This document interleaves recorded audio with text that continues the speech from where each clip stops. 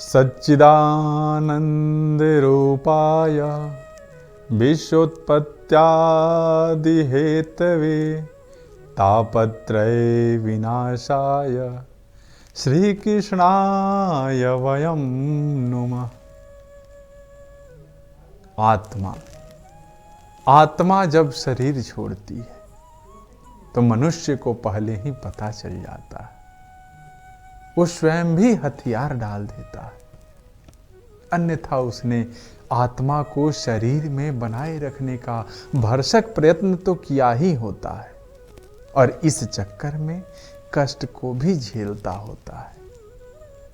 अब उसके सामने उसके सारे जीवन की यात्रा चलचित्र की तरह चल रही होती है। उधर आत्मा शरीर से निकलने की तैयारी कर रही होती है। इसलिए शरीर के 5 प्राण एक धनंजय प्राण को छोड़कर शरीर से बाहर निकलना प्रारंभ कर देते हैं। ये प्राण आत्मा से पहले बाहर निकलकर आत्मा के लिए सूक्ष्म शरीर का निर्माण करते हैं, जो कि शरीर छोड़ने के बाद आत्मा का वाहन होता है। धनंजय प्राण पर सवार होकर आत्मा शरीर से निकलकर इस सूक्ष्म शरीर में प्रवेश कर जाती है। बहरहाल अभी आत्मा शरीर में ही होती है और दूसरे प्राण धीरे धीरे शरीर से बाहर निकल रहे होते हैं कि व्यक्ति को पता चल जाता है।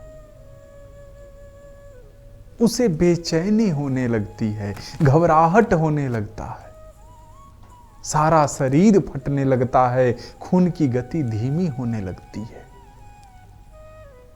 सांस उखड़ने लगता है, बाहर के द्वार बंद होने लगते हैं।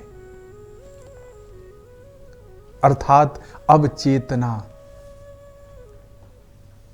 लुप्त होने लगती है और मूर्छा आने लगता है। फिर मूर्छा आ जाती है और आत्मा का एक झटके से किसी भी खुली हुई इंद्री से बाहर निकल जाती है। इसी समय चेहरा विकृत हो जाता है। यही आत्मा के शरीर छोड़ देने का मुख्य चिन्ह होता है। इससे पहले घर के आसपास कुत्ते बिल्ली के रोने की आवाज आती है। इन पशुओं की आंखें अत्यधिक चमकीली होती है, जिससे ये रात के अंधेरे में तो क्या सूक्ष्म शरीरधारी आत्माओं को भी देख लेते हैं। जब किसी व्यक्ति की आत्मा शरीर छोड़ने की तैयारी में होती है तो उसके अपने सगे संबंधी जो मृत आत्माओं के तौर पर होते हैं उसे लेने आते हैं और व्यक्ति उन्हें यमदूत समझता है और कुत्ते बिल्ली उन्हें साधारण जीवित मनुष्य ही समझते हैं और अनजान होने की वजह से उन्हें देखकर रोते हैं और कभी कभी भौंकते भी हैं। शरीर के 5 प्रकार के प्राण बाहर निकलकर उसी तरह सूक्ष्म शरीर का निर्माण करते हैं, जैसे गर्भ में स्थूल शरीर का निर्माण क्रम से होता है। सूक्ष्म शरीर का निर्माण होते ही आत्मा अपने मूल वाहक धनंजय प्राण के द्वारा बड़े वेग से निकलकर सूक्ष्म शरीर में प्रवेश कर जाती है। आत्मा शरीर के जिस अंग से निकलती है उसे खोलती है, तोड़ती हुई निकलती है। जो लोग भयंकर पापी होते हैं उनकी आत्मा मूत्र या मल मार्ग से निकलती है। जो पापी भी है और पुण्यात्मा भी है, उनकी आत्मा मुख से निकलती है। जो पापी कम और पुण्यात्मा अधिक है, उनकी आत्मा नेत्रों से निकलती है। और जो पूर्ण धर्मनिष्ठ हैं, पुण्यात्मा और योगी पुरुष हैं, उनकी आत्मा ब्रह्मारंध्र से बाहर निकलती है। अब शरीर से बाहर सूक्ष्म शरीर का निर्माण हुआ रहता है, लेकिन ये सभी का नहीं हुआ रहता। जो लोग अपने जीवन में ही मोह माया से मुक्त हो चुके योगी पुरुष हैं,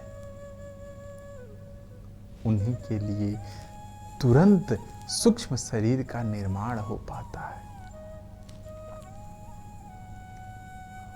अन्यथा जो लोग मोह माया से ग्रस्त हैं परंतु बुद्धिमान ज्ञानवान हैं, ज्ञान विज्ञान से अथवा पांडित्य से युक्त हैं, ऐसे लोगों के लिए 10 दिनों में सूक्ष्म शरीर का निर्माण हो पाता है। हिंदू धर्म शास्त्र में 10 गात्र का श्राद्ध और अंतिम दिन मृतक का श्राद्ध करने का विधान इसलिए है कि 10 दिनों में शरीर के 10 अंगों का निर्माण इस विधान से पूर्ण हो जाए और आत्मा को सूक्ष्म शरीर मिल जाए। ऐसे में जब तक 10 गात्र का श्राद्ध पूर्ण नहीं होता और सूक्ष्म शरीर तैयार नहीं हो जाता, आत्मा प्रेत शरीर में निवास करती है। अगर किसी कारण वश ऐसा नहीं हो पाता है तो आत्मा प्रेत योनि में भटकती रहती है। एक और बात, आत्मा के शरीर छोड़ते समय व्यक्ति को पानी की बहुत प्यास लगती है। शरीर से प्राण निकलते समय कंठ सूखने लगती है, हृदय सूख जाता है और उससे नाभि जलने लगती है। लेकिन कंठ अवरुद्ध होने से पानी पिया नहीं जाता और ऐसी ही स्थिति में आत्मा शरीर छोड़ देती है, प्यास अधूरी रह जाती है। इसलिए अंतिम समय में मुख में गंगा जल डालने का विधान है हमारे धर्म में। इसके बाद आत्मा का अगला पड़ाव होता है शमशान का पीपल। यहां आत्मा के लिए यमघट बंधा होता है जिसमें पानी होता है। यहां प्यासी आत्मा यमघट से पानी पीती है जो उसके लिए अमृत तुल्य होता है। इस पानी से आत्मा तृप्ति का अनुभव करती है। ये सब हिंदू धर्म शास्त्रों में विधान है कि मृतक के लिए ये सब करना होता है ताकि उसकी आत्मा को शांति मिले।